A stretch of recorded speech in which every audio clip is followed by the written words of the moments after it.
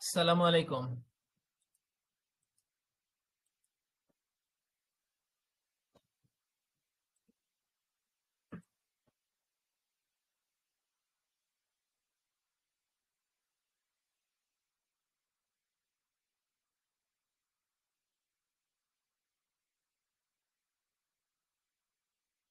আচ্ছা, আমাদের আজকে আমরা নবম অধ্যায়ের দুইটা প্রশ্ন পড়বো, যে দুইটা আমরা গত ক্লাসে শেষ করতে পারি নাই। আর বলছিলাম হচ্ছে আমরা গত ক্লাসটা একটু রিভিউ করব। তো রিভিউটা পরে আগে আমরা নতুন যে দুইটা প্রশ্ন সেই দুইটা প্রশ্ন একটু পড়ি।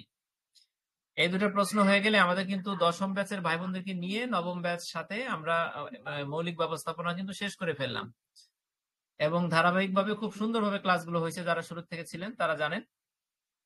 আমরা এই মৌলিক ব্যবস্থাপনাটা আবার পড়বো, বারবার পড়বো, বারবার শেষ করবো পরীক্ষার আগ পর্যন্ত। এটা ধারাবাহিক একটা প্রক্রিয়া। যে 130তম অনলাইন ক্লাস গ্রুপ স্টাডি, বিভিন্ন সময় বিভিন্ন অনেক লোকজনের উপস্থিতিতে আমাদের ক্লাসগুলো সাধারণত হয়ে থাকে। সামনে আরো অনেক ভাই বোন উপস্থিত হবেন, আসবেন। তো ঠিক আছে, আমরা দুইটা প্রশ্ন আমাদের নির্ধারিত ছিল, সেই দুটা হচ্ছে বাজেটীয় নিয়ন্ত্রণ এবং অবাজেটীয় নিয়ন্ত্রণ সম্পর্কে আলোচনা, আর একটা হচ্ছে অবাজেটীয় নিয়ন্ত্রণ কৌশলগুলো কি কি। এর মূল কথা হচ্ছে মানে বাজেট প্রণয়নের মাধ্যমে বা বাজেট দিয়ে যে নিয়ন্ত্রণটা, আর একটা হচ্ছে বাজেট ছাড়া যে নিয়ন্ত্রণ সেটা। ঠিক আছে, একটু দেখি প্রশ্নে কি আছে।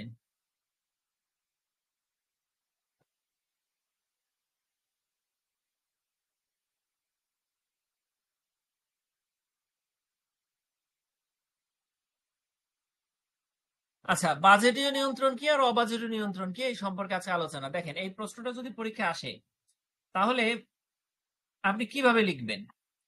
এখানে আলোচনা করতে বলছে, তা আলোচনা করতে বললে আপনি যে কোনো ভাবে যেভাবে খুশি আপনি আলোচনা করলেই হবে। তো এখানে প্রথমে ভূমিকা দিবেন, দেবার পরে আপনি ছোট্ট করে ভূমিকা দেন, তারপরে বাজেটীয় নিয়ন্ত্রণটা কি এটা লিখলেন। ঠিক আছে, এরপরে বৈশিষ্ট্য লিখলেন, ছোট্ট করে উদাহরণ দিলেন, এই তিনটা প্যারাগ্রাফ দিলেন। এখানে কিন্তু খুব বড় করে লেখা নাই, ঠিক আছে, ছোট করে আছে। আপনি উদাহরণ দিলেন, সংজ্ঞাটা দিলেন, আর বৈশিষ্ট্য চারটা লাইন, মাত্র চারটা বাক্য হবে। এরপর অবাজেটীয় নিয়ন্ত্রণের সংজ্ঞাটা দিলেন, বৈশিষ্ট্য দিলেন, উদাহরণ দিলেন। ঠিক আছে, এর থেকেও ছোট করতে পারবেন যদি আপনার হাতে সময় না থাকে বা আপনার হাত চালু করতে না পারেন, তাহলে কিন্তু এই প্রশ্নের কাঠামো, এটা হচ্ছে সাধারণ কাঠামো। ঠিক আছে, সবচেয়ে ভালো কাঠামো। এখন এর থেকে ছোট করলে সেটা মান খারাপ হয়ে যাবে, তবে আপনার সবগুলো প্রশ্ন তো লিখে আসতে হবে, সেটা তো মানে সবচেয়ে গুরুত্বপূর্ণ কাজ।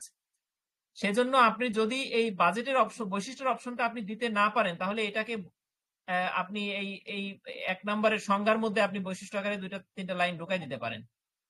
আর উদাহরণের একটা লাইন, মানে বৈশিষ্ট্যটাকে আপনি উপরে ঢুকাই দিলেন, উদাহরণ এবং বাজেটের সংজ্ঞা দুইটা মিলে দুইটা প্যারাগ্রাফ করলেন। আবার এখানে একটা প্যারাগ্রাফ করলেন, উদাহরণ দিয়ে আরেকটা প্যারাগ্রাফ করলেন, আর এই বৈশিষ্ট্য এটার মধ্যে ঢুকাইলেন। ঠিক আছে, আর ভূমিকা উপসংহার রাখলেন, এই আর কি। এখন আমরা একটু পড়ি।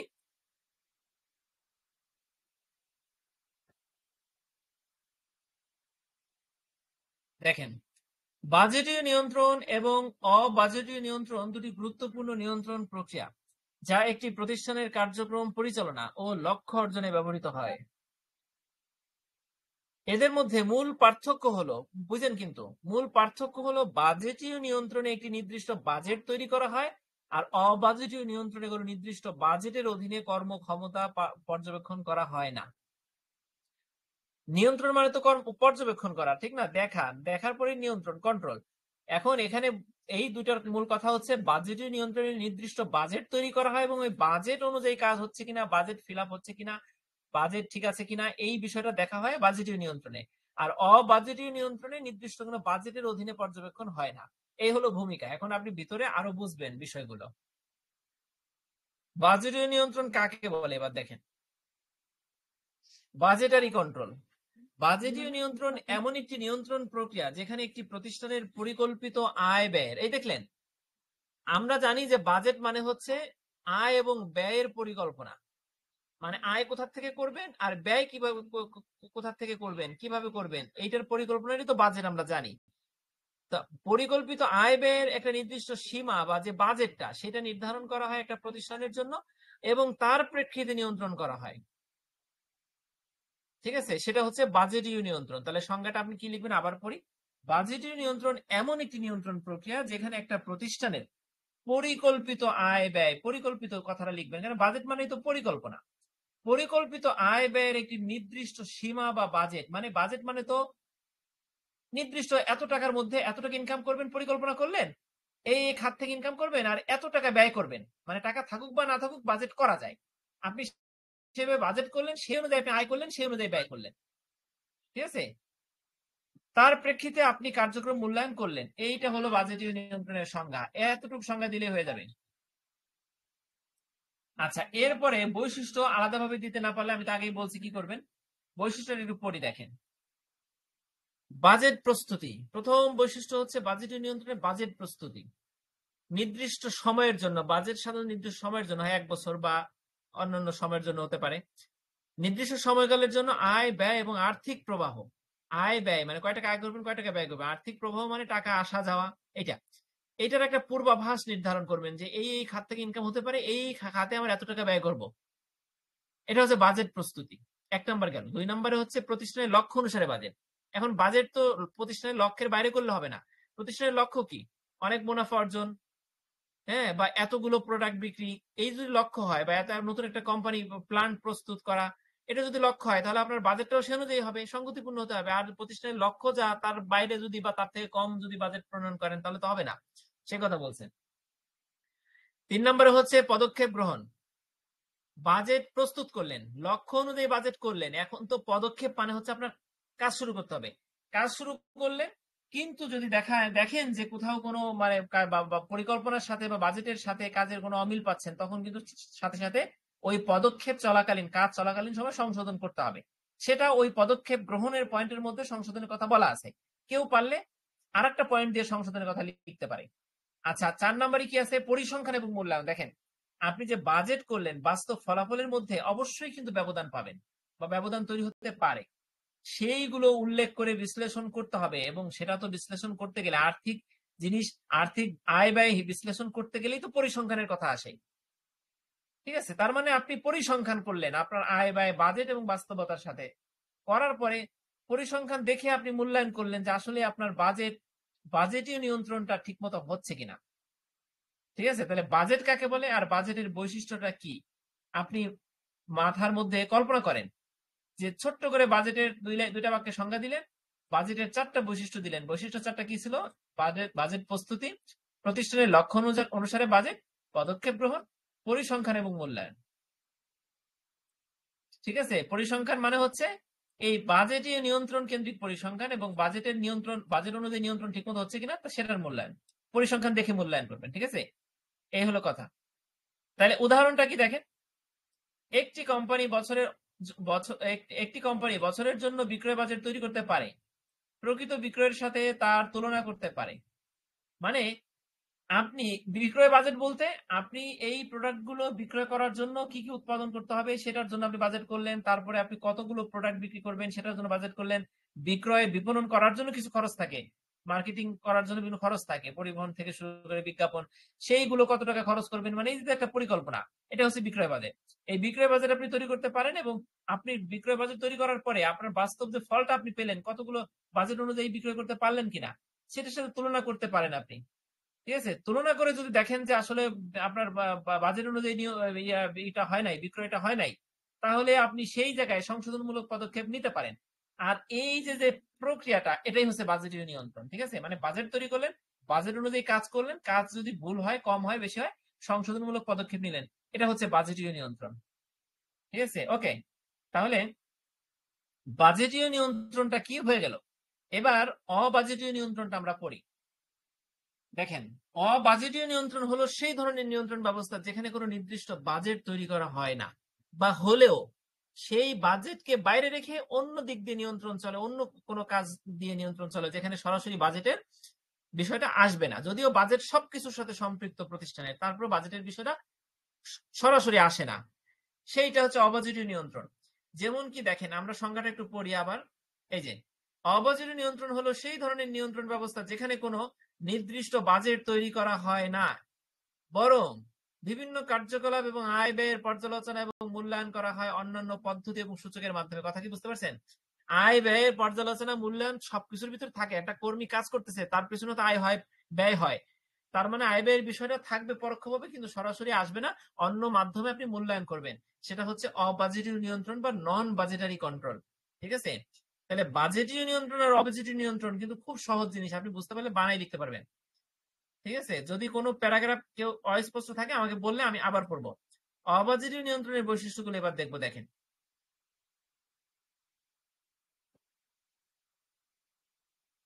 ফলাফল নিরীক্ষণ। কোনো নির্দিষ্ট বাজেটের প্রয়োজন না থাকলেও কর্মক্ষমতা এবং ফলাফল পর্যবেক্ষণ করা হয়। যেমন উৎপাদন ঠিকমতো হচ্ছে কিনা, গুণগত মান ঠিক আছে কিনা, কর্মীদের মনোবলটা আছে কিনা। দেখেন, কর্মীদের মনোবলটা ঠিক আছে কিনা সেটাও কিন্তু পর্যবেক্ষণের বিষয়। গুণগত মান ঠিক আছে কিনা সেটা আপনি দেখতেছেন। সেটা আপনি দেখতেছেন, এই বিষয়গুলোর সাথে সরাসরি বাজেটকে সম্পৃক্ত না করে আপনি মূল্যায়ন করেন, বিচার করেন, নিয়ন্ত্রণ করেন। ঠিক আছে? সেটা হচ্ছে অবাজেটীয় নিয়ন্ত্রণ। আর দ্রুত প্রতিক্রিয়া মানে কি? যদি দেখেন বাজেটের অবাজেটীয় নিয়ন্ত্রণে বাজেটের বাইরে বাস্তব পরিস্থিতি অনুযায়ী দেখেন আপনার বাস্তব পরিস্থিতিটা কি। যদি কোনো কর্মী দেখা যায় কর্মীরা আন্দোলন করবে, কাজ করবে না, এটা যদি আপনি বুঝতে পারেন, সাথে সাথে আপনার কি করতে হবে?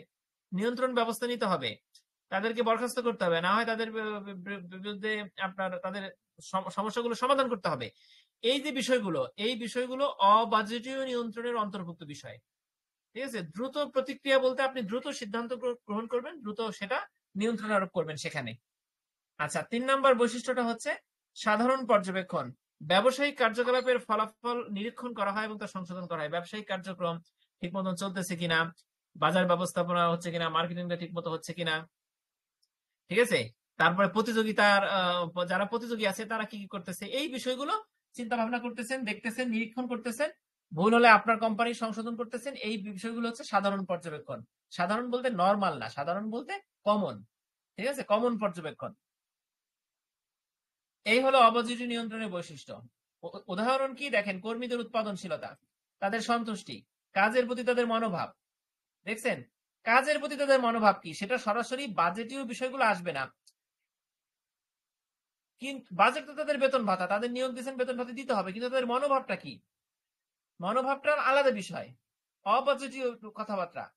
ঠিক আছে? এই বিষয়গুলো আপনি পর্যালোচনা করবেন। উৎপাদিত পণ্যের গুণগত মান মূল্যায়ন এবং সেটির তুলনা অন্য প্রোডাক্টের সাথে, প্রতিযোগী কোম্পানির প্রোডাক্টের সাথে, সেই বিষয়গুলো অবাজেটীয় নিয়ন্ত্রণ। মানে বুঝতে পারছেন বিষয়টা?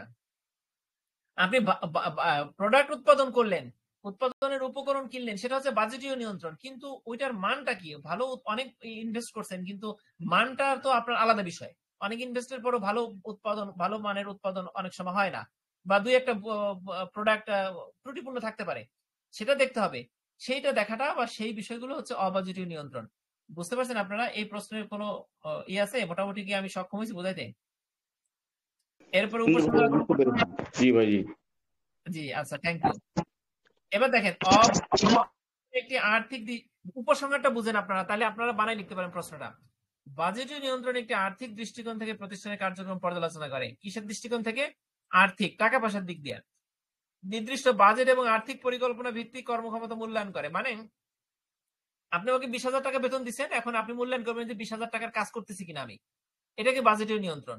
আর যদি 20,000 টাকা আপনি আমার দিয়েই যাচ্ছেন, ওটা দিতেই হবে আপনাকে, কিন্তু আমার মনোভাবটা কি আসলে কাজের প্রতি নাই নাকি, সেটা কন্ট্রোল করলেন, আমাকে একটু মোটিভেট, সেটা হচ্ছে অবাজেটীয় নিয়ন্ত্রণ। অন্যদিকে অবাজেটীয় নিয়ন্ত্রণ আর্থিক সীমা ছাড়াই কার্যক্রমের বাস্তব ফলাফল এবং পরিস্থিতির উপর নজর দেয়, সংশোধনমূলক পদক্ষেপ নেয়। উপসংহারটা আপনারা বুঝতে পারছেন? ভাই ইনশাল্লাহ বুঝতে পেরেছি। হ্যাঁ। তাইলে এই প্রশ্নটা, আপনি প্রশ্নের একটা কাঠামো দেখেন, কাঠামোটা কেমন, কাঠামো অনুযায়ী আপনি লিখবেন। ঠিক আছে?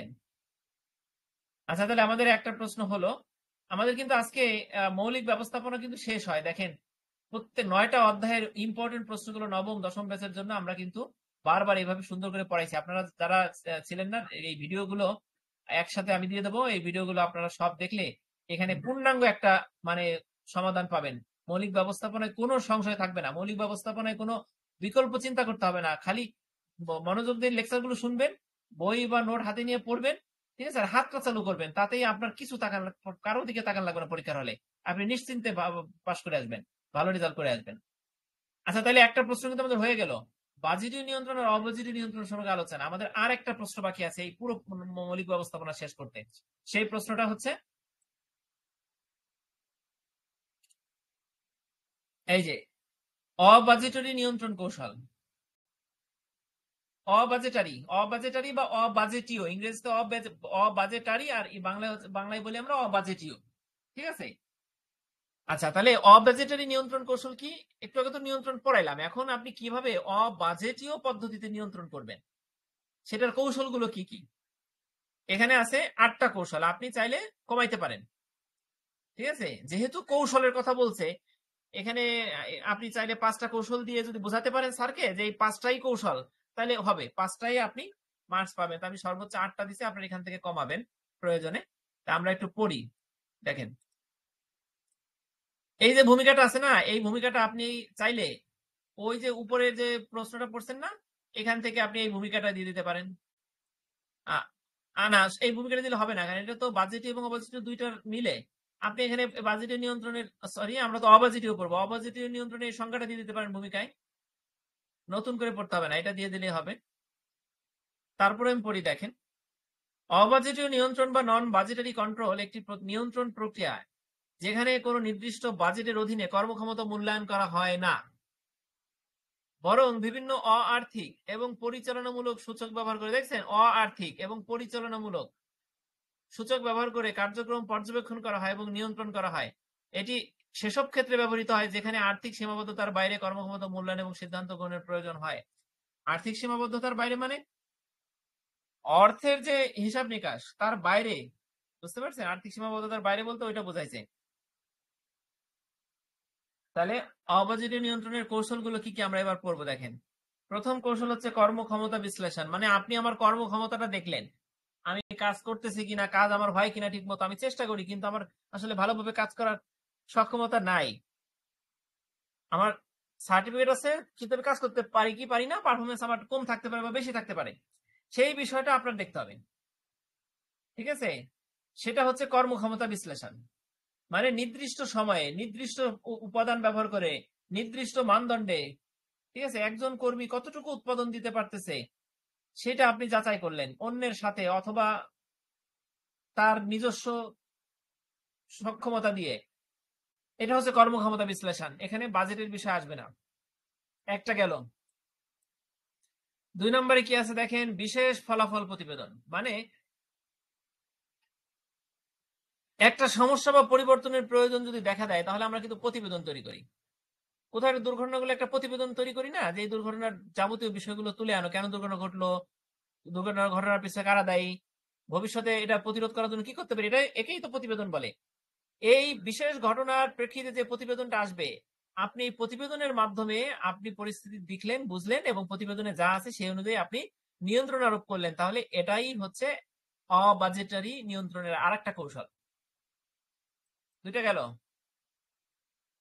আমি পড়ি, তাহলে ভিতরে কি আছে, যখন কোনো বিশেষ সমস্যা বা পরিবর্তনের প্রয়োজন দেখা দেয় তখন বিশেষ প্রতিবেদন তৈরি করা হয়। এই প্রতিবেদন বিশেষ পরিস্থিতি বা কর্মক্ষমতার বিষয়ে বিস্তারিত তথ্য প্রদান করে যা ব্যবস্থাপনার জন্য সিদ্ধান্ত গ্রহণে সাহায্য করে। বুঝতে পারছেন? যা বলছিলাম তাই। এবার দৃশ্যমান নিয়ন্ত্রণটা কি, দেখেন, ভিজুয়াল কন্ট্রোলটা কি।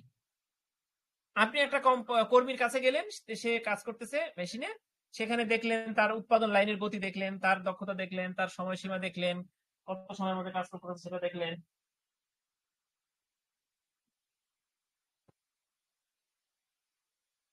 ঠিক আছে?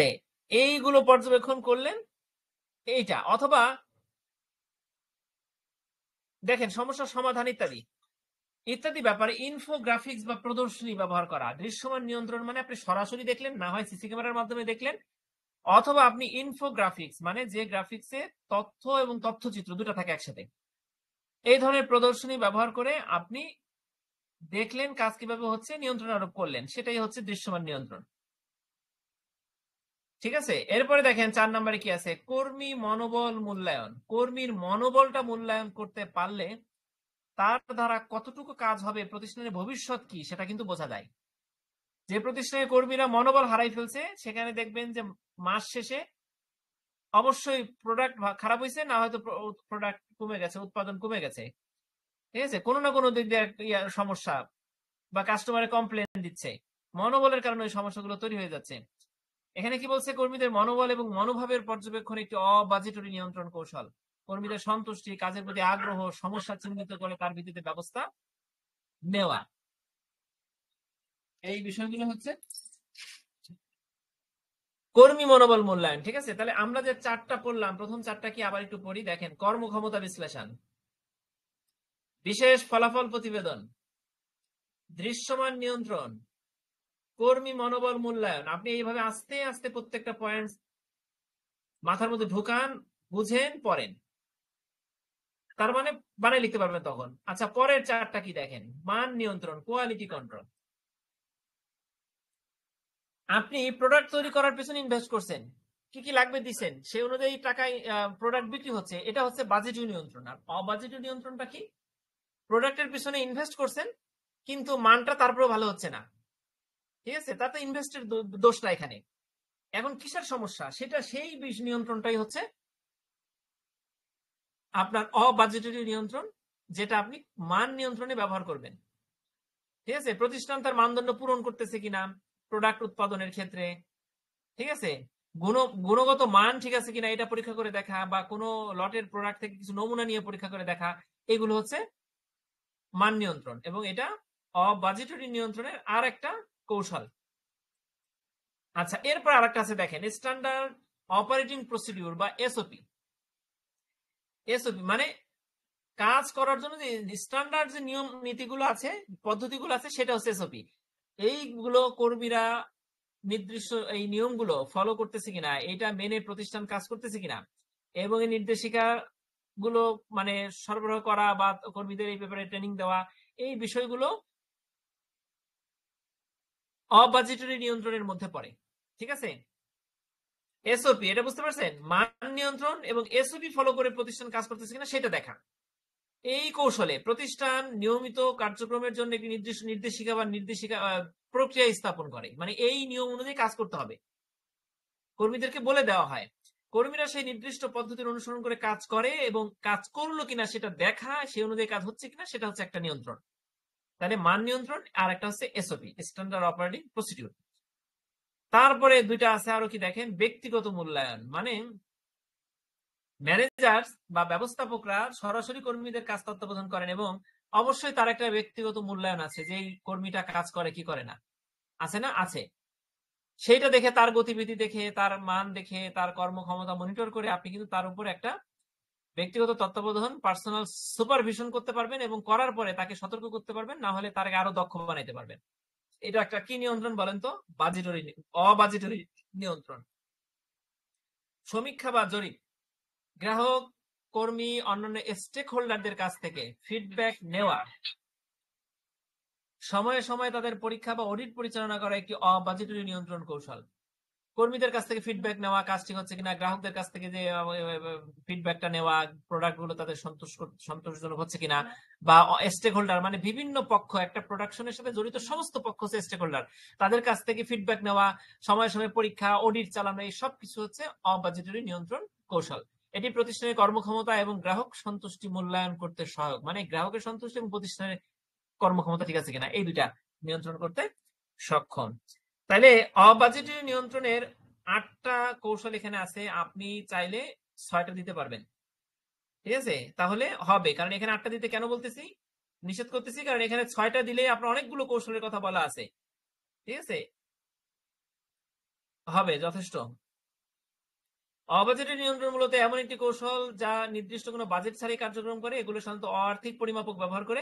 আর্থিক পরিমাপক দেখছেন, মানে টাকার অঙ্ক দিয়ে কোনো মানদণ্ড নির্ধারণ করে এটি নিয়ন্ত্রণ করবে না, পর্যালোচনা করে এবং তত্ত্বাবধানের উপর গুরুত্ব দেয়। তাহলে আমাদের নবম নবম নবম সরি নবম অধ্যায় শেষ হলো আজকে। এর মাধ্যমে কিন্তু এই মৌলিক ব্যবস্থাপনা কিন্তু শেষ হয়েছে। আমরা মৌলিক ব্যবস্থাপনা বারবার শেষ করছি এই ওএসজি শুরু করার পর থেকে, কিন্তু আজকে কিন্তু আবার নবম এবং দশম ব্যাচ, দুই ব্যাচের ভাই বোনদেরকে নিয়ে আমরা শেষ করলাম। এর আগে নবম ব্যাচের ভাই বোনদেরকে নিয়ে ওটা কি বলে, যোগাযোগ, ব্যবসায় যোগাযোগ শেষ হয়েছে। ঠিক আছে, এখন আমরা, আপনারা পরামর্শ দিবেন, যারা আছেন সবাই পরামর্শ দেন। এখন আমরা কি করতে পারি, আমরা কি মৌলিক ব্যবস্থাপনায় নতুন বইয়ের আলোকে কিছু প্রশ্ন আমাদের প্রত্যেক অধ্যায় থেকে বাদ থেকে গেছে, সেই প্রশ্নগুলোর উত্তর সুন্দর উত্তর আমার কাছে আছে, সেগুলো আমি আপনাদের সরবরাহ করব। যদি নোটে থাকে আমি সরবরাহ করব না, নোটের থেকে আপনারা দেখবেন স্ক্রিনে। আর যদি নোটে না থাকে তাহলে সেটা আমার ওয়েবসাইট থেকে আমি সরবরাহ করব, ঠিক আছে? এবং আমরা ওইগুলো পড়বো। এখন আপনারা বলেন, এখানে সব শিবলি ভাই আছেন, সাজান ভাই, বেলাল ভাই, খালেদ ভাই, হ্যাঁ, দুইজন আপা আছেন, রুমা মাহমুদ আছেন, হ্যাঁ, বলেন আমরা কি করতে আচ্ছা পারি, আলামিন ওটা ভাই, করবো নাকি নতুন কোনো ওই সাবজেক্টে যাব? নবম ব্যাচের পরীক্ষা কি নতুন বই থেকে হবে না পুরান বই থেকে হবে? দ্যাট মিনস আমাদের মনে করেন যে যেটা দিচ্ছে এই নিউজ প্রিন্ট পেপারের একটা বই, আবার ওয়েবসাইটে যেটা আছে ওদের ওই বইটা দেখছি একটু চেঞ্জ আছে হোয়াইট পেপারের। এখন আমাদের নবম হ্যাঁ, ব্যাচের বুঝতে পারছি। পরীক্ষা কি জি আচ্ছা, আমি বুঝতে পারছি ভাইয়া, আপনার কথা বুঝতে পারছি। সেটা হচ্ছে, আমি তো শুরু থেকে একবারে আপনাদের সবাইকে বলে, অষ্টম ব্যাচ থেকে শুরু করে দশম ব্যাচ পর্যন্ত সবাইকে বলতেছি যে ওয়েবসাইটে দুটা বই আছে পুরাতন।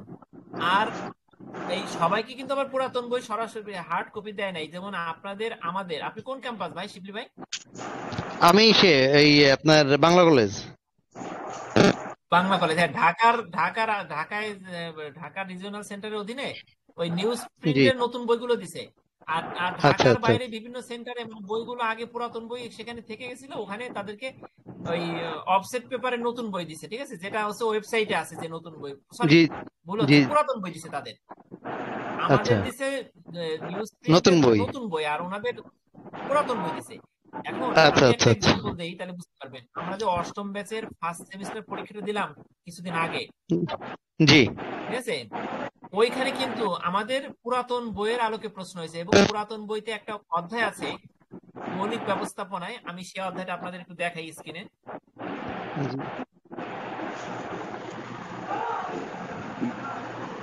আচ্ছা, ওইটা পুরাতন অধ্যায়টা এখানে নাই, নোটের থেকে আমি বাদ দিছি, ঠিক আছে? অধ্যায়ের প্রশ্নগুলো যদি আপনাদের লাগে তাহলে আমি দিয়ে দেবো। ওই অধ্যায় থেকে আমাদের প্রশ্ন হয়েছে, কিন্তু আমাদের কিন্তু নতুন বই দিছে, ক্লাস হচ্ছে নতুন বইয়ের আলোকে, প্রশ্ন হয়েছে কিন্তু পুরাতন বইয়ের আলোকে, পুরান বইয়ের, হ্যাঁ ঠিক রাইট। আছে? হ্যাঁ, কেন কেন হয়েছে প্রশ্নটা, আমি কিন্তু এটা নিয়ে ঘাটাঘাটি করছি। সেটা হয়েছে কি, ওই যে সারা দেশের আপনার অষ্টম ব্যাচে যেমন নতুন পুরাতন দুই ধরনের বই দিছে, এই জন্য আর নতুন বই থেকে প্রশ্নটা হয় নাই, আচ্ছা আচ্ছা, ঠিক আছে?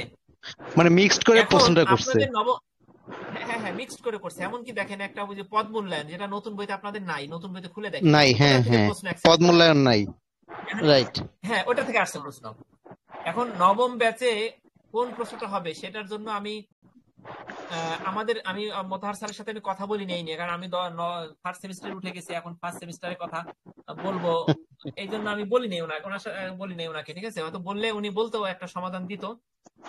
আচ্ছা আচ্ছা এখন আপনারা কেউ যদি মোতাহার স্যারকে ফোন দেন, তাহলে বোধহয় উনি বিষয়টা ক্লিয়ার করে দিবে। আপনারা একটু আচ্ছা, তাহলে নাম্বার আমাকে নিয়ে একটু ফোন ওই দিয়েন, না ও বিষয়। মোতার স্যারের নাম্বারটা তাহলে একটু আমার একটু এসে দিয়ে দিন আলামিন ভাই, আমি তাহলে ই করে নেব, কথা ঠিক আছে, বলবো না স্যারের ঠিক সাথে। আছে, তাহলে আপনি আমাদের পক্ষ থেকে আপনি এটা বলবেন যে আমি নবম ব্যাচের, আমি অমুক ক্যাম্পাসের। তা আপনি জি যদি বলেন যে মিরপুর বাংলা কলেজ, তাহলে তো আপনি নতুন বইয়ের কথাই বলবেন। কিন্তু আপনি হ্যাঁ হ্যাঁ প্রয়োজনে হ্যাঁ, ওটা না বলে বলতে পারেন যে আমাদের তো পুরাতন বই দেওয়া হয়েছে নিউজ প্রিন্টে, সেটার সাথে তো নতুন বইয়ের মিল নাই, এইভাবে বলবেন হ্যাঁ হ্যাঁ, বিষয়গুলো, আচ্ছা, ঠিক আছে? প্রয়োজনে ঢাকা বললেন না, বাইরের কোনো ডিস্ট্রিক্টের কথা বললেন, মানে আপনার উদ্দেশ্য হচ্ছে সমাধানটা বের করা।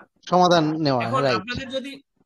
আপনাদের যদি নতুন পুরাতন দুইটা মিলে হতে পারে, তখন কিন্তু জি আপনাদের জন্য এই যে আমার নোটে যে অনেক প্রশ্ন আছে পুরাতন বইয়ের আলোকে আছে, এখানে সেগুলো পড়াইছি, আবার নতুন বইয়ের আলোকে কিছু প্রশ্ন মানে মিক্সড করে পড়তে হবে, জি জি জি ঠিক আছে? ওই এখন প্রশ্নগুলো আমি ভাই, কি এই মৌলিক, হ্যাঁ হ্যাঁ হ্যাঁ, ভাই ওই জি প্রশ্নগুলো সাজান কাইন্ডলি ভাই, আপনি একটু আমাদেরকে পড়ান ভাই। আপনি যেটা পড়াতে চাচ্ছেন, আপনি হ্যাঁ, অনেকদিন ধরে বলছেন, এটা আমাদের প্রথম থেকেই বলছেন পড়াবেন। তো ইনশাল্লাহ আপনি এটা আমাদের পড়াই দেন, আল্লাহ ভরসা। আচ্ছা আচ্ছা জি আচ্ছা জি ভাই। আচ্ছা, যেমন একটা অধ্যায় বোধহয় আচ্ছা, ঠিক আছে, ঠিক আছে, তাহলে আমি কি মৌলিক ব্যবস্থাপনার এই প্রশ্নগুলো, কোন প্রশ্নগুলো সেগুলো আমি আপনাদের একটু দেখাই। আচ্ছা, এখানে নাই। আপনাদের যদি কারো আমার সাজেশন বই কারো কাছে থেকে থাকে, তাহলে দেখেন ওখানে লেখা আছে, ও এক নজরে দেখে নিন, এরকম কিছু প্রশ্ন আছে, দেখছেন? ওইখানে কিছু প্রশ্ন আছে, এক নজরে দেখে নিন। ওই প্রশ্নগুলো আপনাদের পড়া দরকার, ওই প্রশ্নগুলোতে অনেক প্রশ্ন আসতে পারে, ঠিক আছে? তাহলে সেটা পড়াবো নাকি নতুন বইতে যাব? সাধারণ ভাই তো বললেন সেগুলো পড়াইতে, আপনারা কি বলেন? শিবলি ভাই আছেন, খালেদ ভাই একটু আছেন, একটু একটু ই করেন, অ্যাটলিস্ট ধারণাটা তো পাওয়া যাবে। তাতে ওইগুলো পড়াবো, তাই? হ্যাঁ, একটু ধারণা আচ্ছা ঠিক পাইলাম, আছে। মানে একবার নীল হওয়ার এই- থেকে কিছুটা হলো। হ্যাঁ হ্যাঁ, ধারণা রাখতে হবে যাতে বানাই লেখা যায়, ঠিক আছে। রাইট। আর ওই প্রশ্নগুলোর অনেকগুলো প্রশ্ন আবার আপনাদের নতুন বইতে পুরাতন বই মিক্সড করে আছে, কিছু প্রশ্ন এটাই আছে তো ওটাই নাই, ঠিক আছে, এইটাই আর কি। তা জি আমি জি জি। উত্তরগুলো যদি নোটে না থাকে আমি banglaarticles.com-এ আমি দেবো। ওখান থেকে কি কি প্রশ্ন দিলাম, কি কি প্রশ্ন ওখানে আছে, সেটা আমি ক্লাস শুরু হওয়ার আগে আপনাদের আমি দিয়ে দেবো সন্ধ্যার দিকে। ওইটা আপনারা দেখবেন এবং ওইখান থেকে আমরা পড়বো, ঠিক আছে। জি। আচ্ছা ঠিক আছে, তাহলে আজকে এই পর্যন্ত। আমরা কিন্তু বই একটা শেষ করে ফেললাম। আমরা আজকে অল্প পড়লাম, আজকে রেখে দেই। আপনার জাস্ট 10টায় সেকেন্ড সেমিস্টারের পড়তেছে হচ্ছে বিপণন ব্যবস্থাপনা, মার্কেটিং ম্যানেজমেন্ট, সেটার কিন্তু আজকে দ্বিতীয় অধ্যায় ধরবো। প্রথম অধ্যায় শেষ, জি ঠিক আছে। আমরা কিন্তু বই শেষ করে যাচ্ছি। গতকালকে শিবিল ভাই ছিলেন, সাধান ভাই ছিলেন বোধহয়, বেলাল জি ভাইও ছিলেন। আমরা গতকালকে কিন্তু খুব গুরুত্বপূর্ণ 3-4টা প্রশ্ন পড়ছি একবারে, আমাদের খুব ভালোভাবে হয়েছে আশা করি, জি ভাই, জি জি, ঠিক আছে। অনেক খালেদ ভাই প্রশ্ন জি। ছিলেন। জি ভাই, জি জি। হ্যাঁ হ্যাঁ হ্যাঁ, ঠিক আছে, তাহলে জাস্ট 10টায় আপনারা থাকেন। আর আমরা কালকে ওইভাবে ফার্স্ট সেমিস্টারের পড়া ওইভাবে পড়বো, এটাই আর কি, এই ইনশাআল্লাহ। ঠিক মৌলিক আছে। ব্যবস্থাপনার প্রশ্নগুলো কি ভাই আপনার ইসে পাওয়া যাবে না? হ্যাঁ, মৌলিক ব্যবস্থাপনা আমি যেটা যখন পড়বো ওইটা জি আমি আমি দিয়ে দেবো। আমি ওটা ঘাটাঘাটি করে মানে একটা জি অধ্যায়ে বইতে এবং নোটে যে প্রশ্নগুলো নাই ওই প্রশ্নগুলো আমি দিয়ে দেবো জি ভাই, ওয়েবসাইটে। এবং শোনেন, বাংলা জি আর্টিকেলস ফার্স্ট সেমিস্টারে যত 5টা বই পরিসংখ্যান সহ 5টা বইয়ের অনেক প্রশ্ন, যে প্রশ্নের উত্তরগুলো বইতে ভালোভাবে নাই, হুবহু জি নাই ভাই, জি অথবা জি একেবারেই জি নাই, সেই প্রশ্নের মানে 90% উত্তর কিন্তু banglaarticles.com-এ আছে। আপনি জাস্ট প্রশ্নের প্রথম 2টা শব্দ সার্চ দিয়ে ওখানে পাবেন, এই বিকল্প উত্তর পাবেন, সংক্ষিপ্ত উত্তর, বড় উত্তর পাবেন। ওখান থেকে বাংলা জি আর্টিকেলস থেকে সার্চ দিয়ে দেখে নেবেন সবাই। জি ভাই, জি বুঝতে পেরেছি, জি। আচ্ছা ঠিক আছে, তা 10টায় সেকেন্ড সেমিস্টারের ক্লাসগুলো থাকেন, এগুলো আপনাদের জন্য খুবই গুরুত্বপূর্ণ, নবম ব্যাচ এবং অষ্টম ব্যাচে যারা আছেন। তা সবাইকে অনেক ধন্যবাদ, আল্লাহ সবাইকে ভালো রাখুক। জি ভাই, জি। ইনশাল্লাহ। আসসালামু আল্লাহ আলাইকুম ভাই। ওয়ালাইকুম আসসালাম।